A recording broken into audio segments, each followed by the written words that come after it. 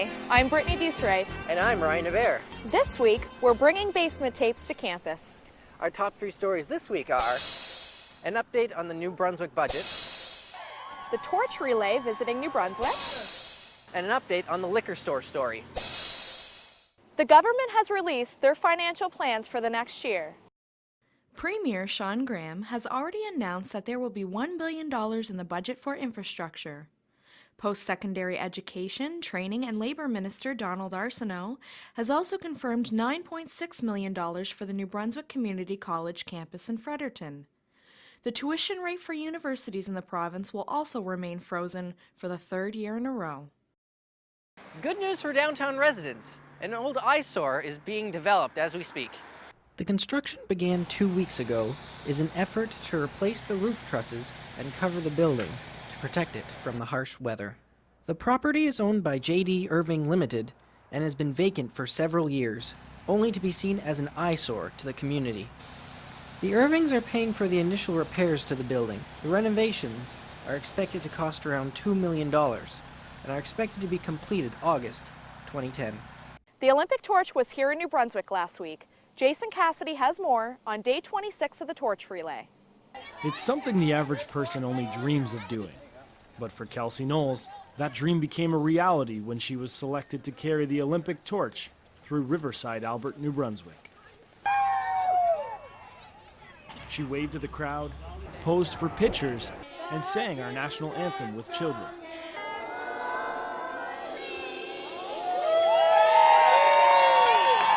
This is a day her father, Daryl Knowles, will never forget. Right on. Very proud. She was nominated because of her involvement with youth in her hometown of Bathurst, New Brunswick. She organizes and runs youth camps throughout the summer. Her boyfriend Keith Wynn says this is something she deserves and was proud to be a part of the event. Yeah, this is something for sure that I'm getting to take part in by association, and that'll be just as exciting for me to be there as it is probably for her to be carrying the torch. Her run lasted only 300 meters, but she says it felt like it was over before it even started.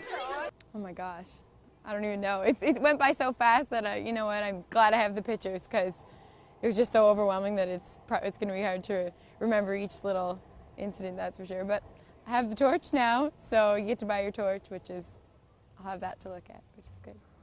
I'm here just outside Moncton where Kelsey Knowles just finished carrying the torch.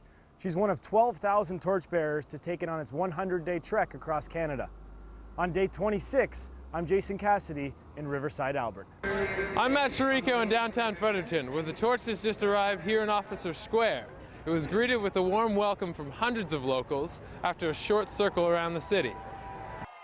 The torch was carried into the square by Fredericton's own Olympic silver medalist Marianne Limpert.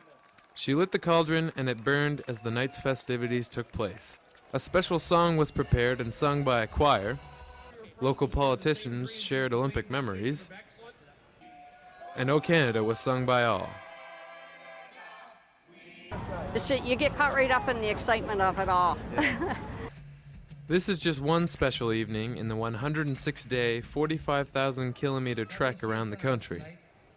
The torch is passing through more than 1,000 communities on its way to Vancouver. This event is one of more than 200 community celebrations scheduled on the tour. It was an opportunity to get everybody together, unite us as a community, and almost bring us together as a family and celebrate our Olympic spirit and pride as a country. From here, the torch heads north to Miramichi, Bathurst, and Edmundston, among other stops along the way. In another 79 days, the torch will be coming into Vancouver for the opening ceremonies. For Stu Journalism, I'm Matt Chirico. It's frigid this morning, but word on the street is that this white stuff might not stay around for Christmas. Mike Sanderson has our forecast. In this modern age. Normally, when people think of Christmas, they think carolers, parades, food, presents, and Christmas specials. Lately in Fredericton, the cheery Christmas atmosphere has been vacant from the minds of its residents, partially due in part to the warm and wet weather and the lack of that cold white stuff on the ground, making some residents question the prospect of a white Christmas. It's so incredibly snowy in Fredericton the last couple of winters, it's hard to believe there won't be some sort of repeat of that. However, I have had many Fredericton winters where there has been no snow by Christmas, so. To a certain degree, the blame can be put on the amazingly mild November we had. In fact, this November, the Capital District has averaged temperatures of 9.7 degrees Celsius, which is almost 3 degrees higher than last year at this time. In November 2007, the average was 5.8 degrees Celsius, and in 2004, it averaged 5.9. As you can see, there is quite a jump in temperature. I'm very skeptical about that because it's raining, and tomorrow's December 1st. Yeah. And when this happens home, it's green Christmas. As you can see, the weather here right now has been dreary. In fact, this whole month has been warmer than normal. The mean temperature this month compared to November 2008 is 2 degrees higher and 3 degrees higher for November 2007. Will it be a white Christmas? Well, December 2008 saw 10 days of snowfall, and December 2007 had snow on the ground the whole month. Hey, it snowed yesterday, so maybe there is some hope. Mike Sanderson, Stu Journalism, Fredericton. As of November 23rd, local musicians will have to find someplace else to display their talents because Crumb's Cafe downtown has closed its doors. Crumb's Cafe was a popular spot in downtown Fredericton for its open mic nights, friendly atmosphere, and good food. According to Anthony Stretch, the property manager, Crumb's property and assets were seized because of an overdue rent payment. The business has been struggling with debt for about a year. Many regulars were concerned about its closure and expressed their support on the Crumb's Facebook page. Crumb's entertainment organizer, Dirk Stewart, said that they may reopen at a new location in the new year.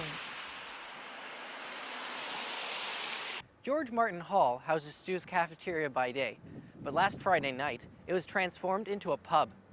Allison Toogood was there to check it out.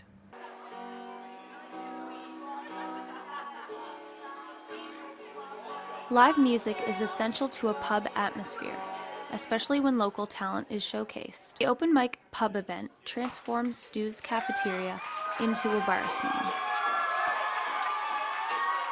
Students were able to enjoy a night out even if they are underage. All students were welcome to the event, but a government ID was required in order to buy liquor. Beer was a popular choice for most, but one student felt that too many drinks can cause disruption. I think it's fine. I think a lot of people are responsible and have a few drinks and makes their night better, and that's fine. I just don't like when people go overboard and get smashed at an event like this. With alcohol available for purchase, the event brought in students from all over.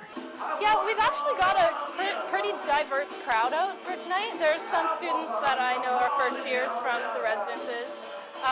We have a lot of upper years that come as well, and but we also had some off-campus students, which was nice to have an event where the off-campus students felt welcome within the residence community. Students say they were also attracted to the event, as the majority of the featured musicians were students themselves. The pub night gave them a chance to display their talents in a relaxed and casual setting. While good food and entertainment was provided, it was the students coming out that made the event a success. Organizers say that with its great turnout, they expect to hold many more pub nights in the near future. For Stu Journalism, I'm Allison Toogood.